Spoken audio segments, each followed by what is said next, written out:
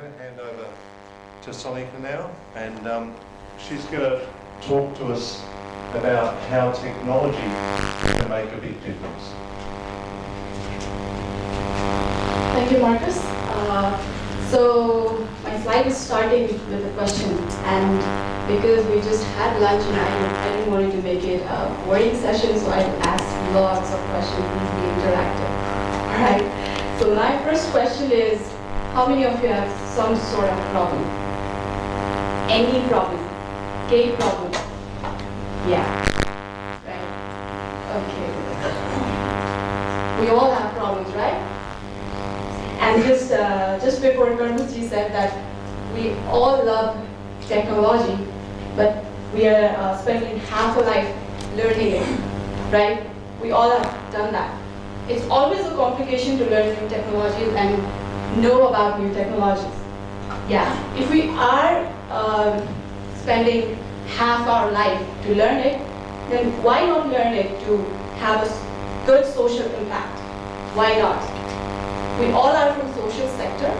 Yeah, we all are from social sector. So if we use technology to solve what you're already solving in a older way, I may say that, yeah. So what my presentation is all about is we have different sectors, development sectors, and in education we have students, and we also have problems, yeah. And then we have IT students, and we have technology. So I'm going to run a simple table activity for just 2 minutes. Before, I would like to talk a bit about the hackathons. What do you think hackathons could be? So we all know about hackathons. We all use smartphones and computers, so we all know about apps. So hackathons are where that's the instant machine to create apps. I should say that, right? Yeah. So whatever for any kind of software, it takes when you give it to a company, it takes about 2, 3, or more than that months to be a final solution. So what hackathons give you is 3 days, 2 nights, or 2 days, 1 night, 24 hours or 48 hours or 72 hours, your app is done. So it is an instant machine, right? And who does it? Who creates the application? Students. Using newer technologies. So I'm connecting different components into one to find a solution to a problem that we already have. We all are from different NGOs who are already working in the child issues or some development issues like that. So we have this 3 hackathons. We already concluded 3 hackathons. So first hackathon you can see is City App. From the name you can see that City App.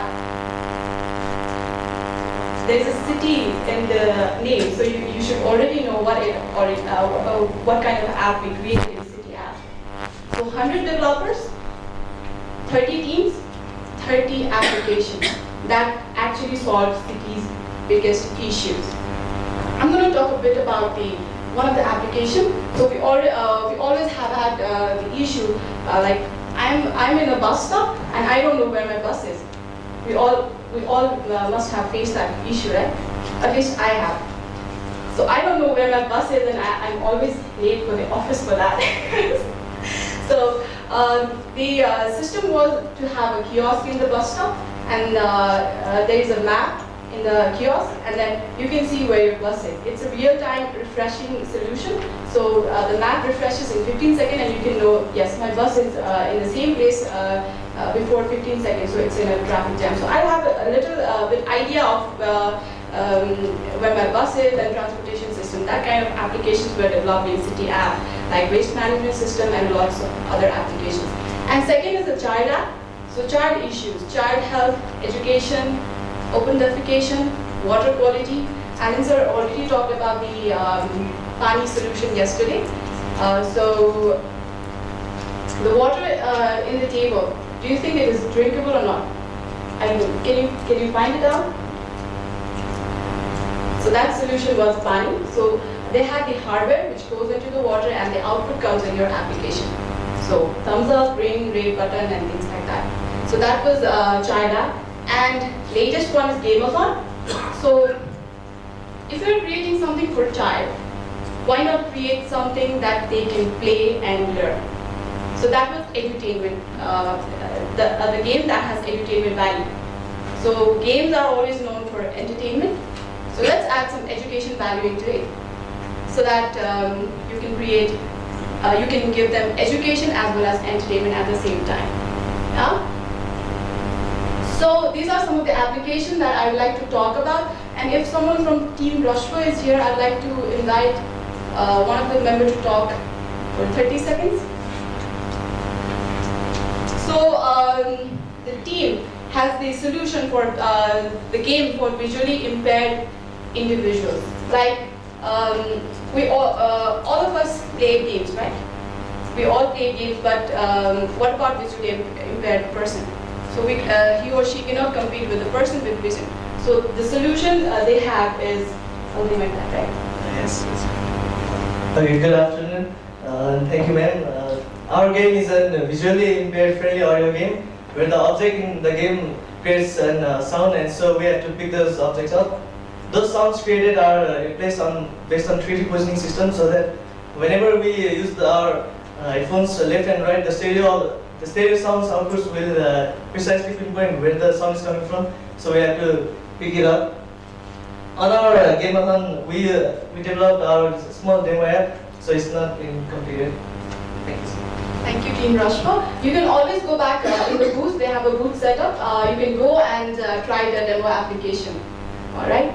So I'm quickly going to this component that I was talking about, and you can see the red problem area. So what I want you to do in 1 minute is to interlink this 6 component so that you go from here to that green solution.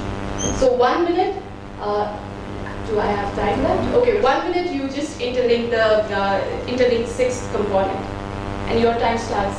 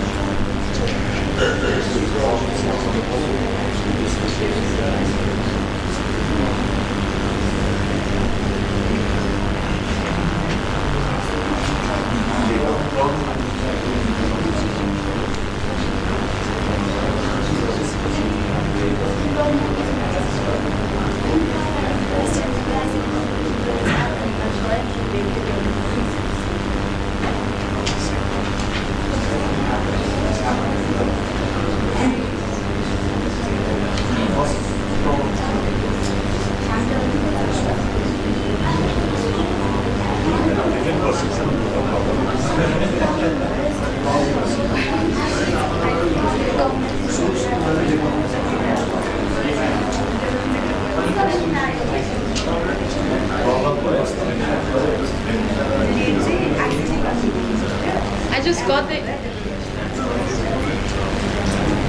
just got the information that 1 minute is up. So anyone who have interlinked the 6 component can raise the hand.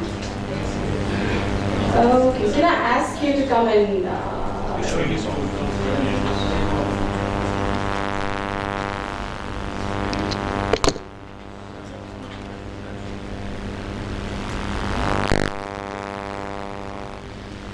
so can I ask you to come and